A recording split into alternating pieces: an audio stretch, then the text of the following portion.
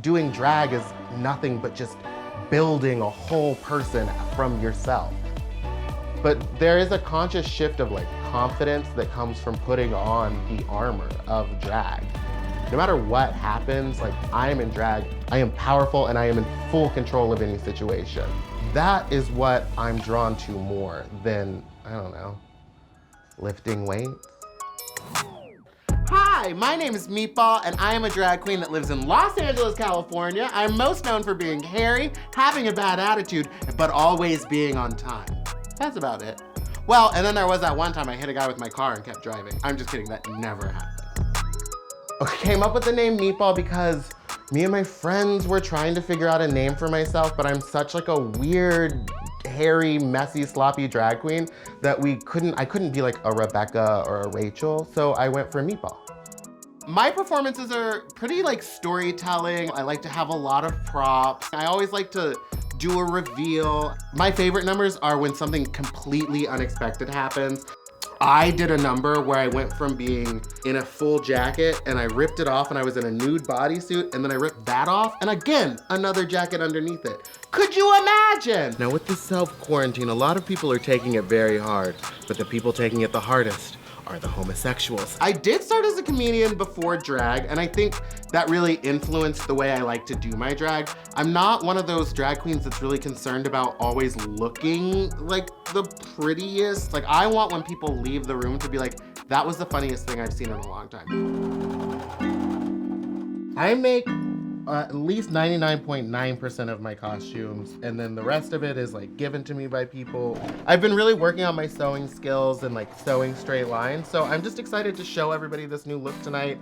Everyone in the Zoom call will only see it waist up, but baby, I got pants, I got a booty, I got hips.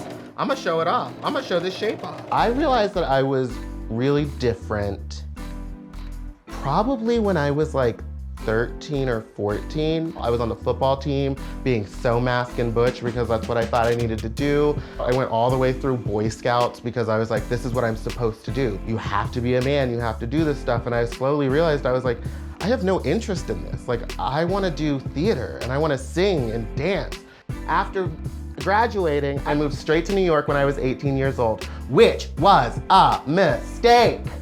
They do not card you in New York. I was 18 years old, just like, and that's where my whole personality came from, was like just being 18 and like rediscovering who I was and basically like regrowing up and like relearning who I was because I was so tired of hiding who I was.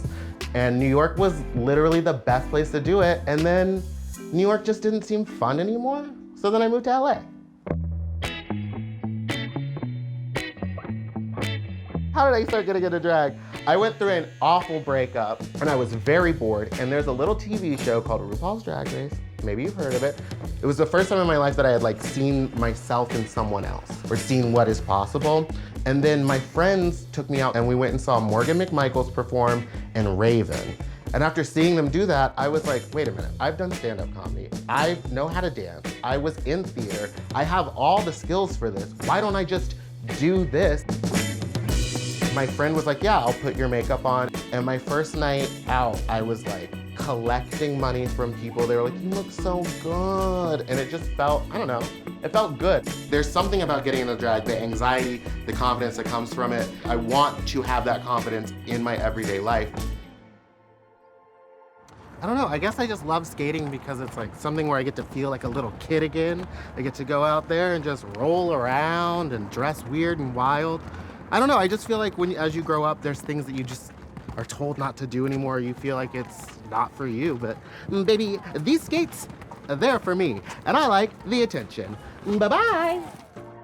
I don't think that I have ever been fully comfortable with who I was as a person or in my own skin until pretty recently, actually. And I hate to be one of those drag queens that's like, drag saved my life and it changed me and it made me a better person, but like, drag changed my life and made me a better person. I just know more about who I am. I know more about what I want. I'm not afraid to just ask for it now.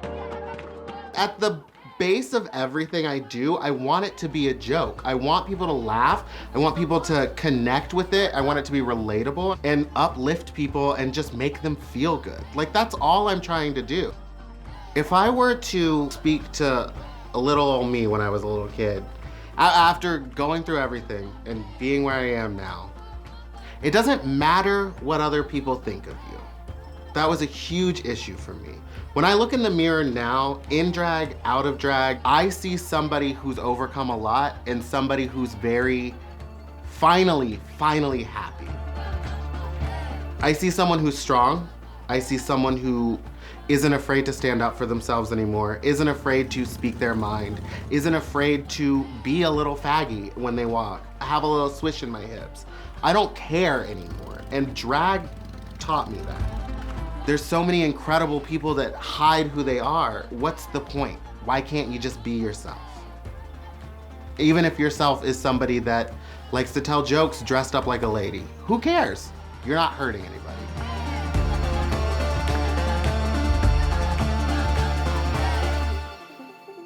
That's it? That's a wrap? We're done? All right, well that's it for Behind the Drag. You bitches have been in my house since 9:30 a.m. It's time to get out! Get out of my house!